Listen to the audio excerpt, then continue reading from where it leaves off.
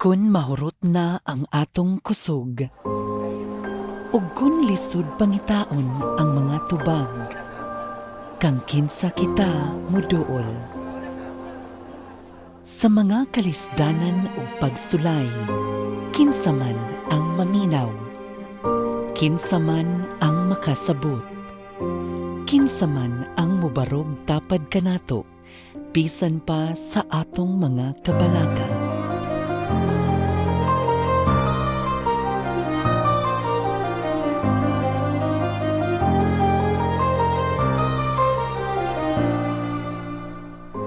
Para kang Nanay Milagros, ang Senyor Santo Niño ang iyang dangpanan.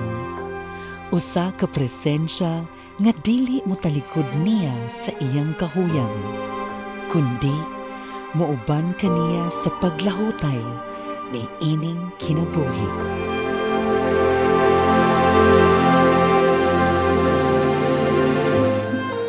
Kaning debosyon sa Santo Niño, magyud ni oldest and one of the most popular devotion in the Philippines. We can trace back to the time of Magellan. Uban kaniya ang imahe ni Santo Niño. After the arrival in Cebu, raha humabon ang Queen Juana together with many natives in Cebu were baptized. Milagro kayo no, murag usa lang kasimana nabunyagan na ang mga tao nga diri sa Cebu. Si Queen Juana na naibog siya sa imahe ni Santo Niño, unya hangtod nga gihatag, no? It was eventually given to her as a gift.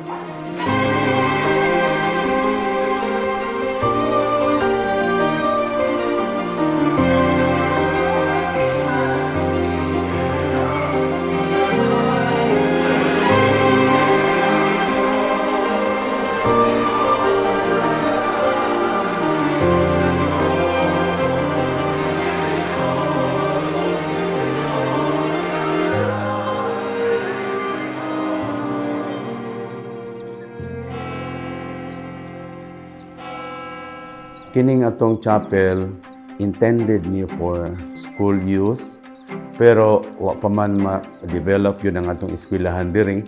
So murag na shift gamay sa atong direction. Gihimo ni siya nga Ecce Homo Chapel. Tungod kay di man kaayo ilado ang Ecce Homo, naginahinay pa mag-introduce ana among gisabayan og Santo Niño. Nagsugod tag motorcade from Basilica to San Fernando. Nimo to nga murag surprise to sa tanang surprise katong nanayaw ang mga batan-on sa San Fernando napos taliwas daan.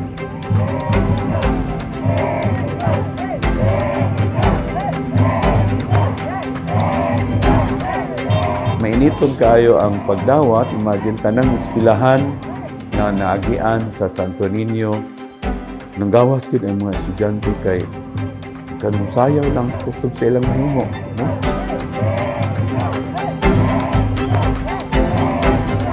Ya kini nahitabo ron, paspas kayo ang kuan ba, paspas kayo ang kanang nikailap ang debosyon sa Santo Niño. Although daan ang mga tao nato nga nagdebosyon kang Santo Niño, pero sa pagkakaroon murabag para nila, murabag it's a miracle nga niabot din sa San Fernando nga niya sila kinahanglan maghago-hago pa, mamliti pa matong syudad kay matag Biyernes are na sila masimba para mapalambo nila ang devotion to Santo Niño.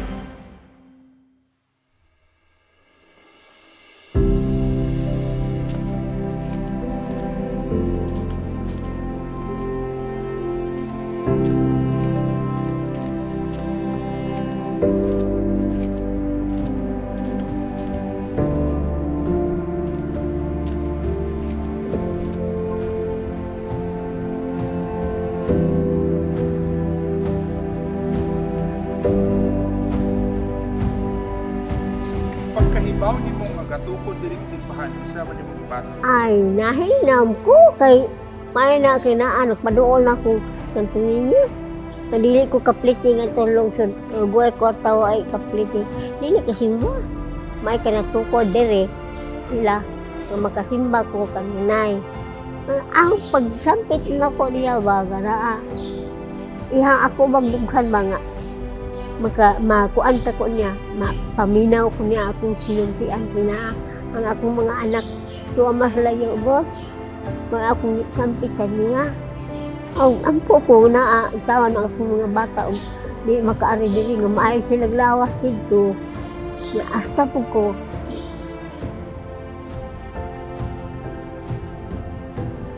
Man ba ko daan ko sa Senyor Santo Niño ta.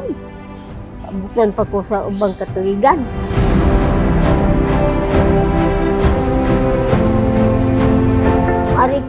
Maari ko diri, lugmaw gid ako luha. Di man ako kapugnan na magtuwa ako luha.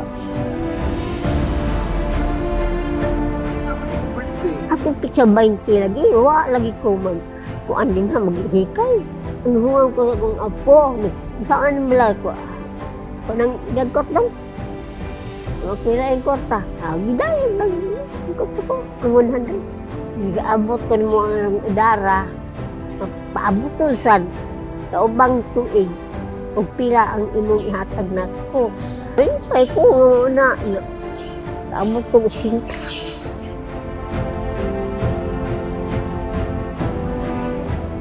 Kaya sa tinatawag kalunggan ko.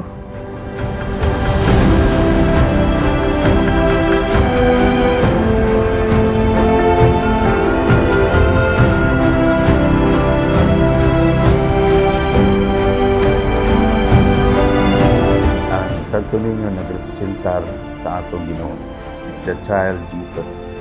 Mikaylap ang devotion sa Santo Niño. By nature, ang tawag anahan ng bata. So, ang bata sa duolon, nga magdali ra ta ka-relate, we have to be childlike na sama sa bata na nagsalig gayud sa yang ginikanan, kita usab musalig gayud sa gahom sa Ginoo.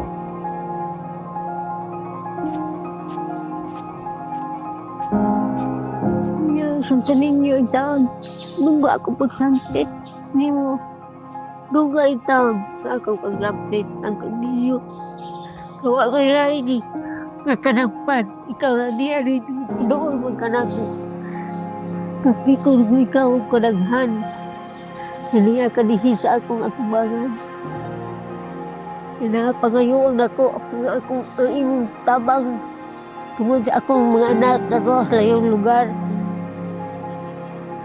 Kini mo Santo Niño itaon.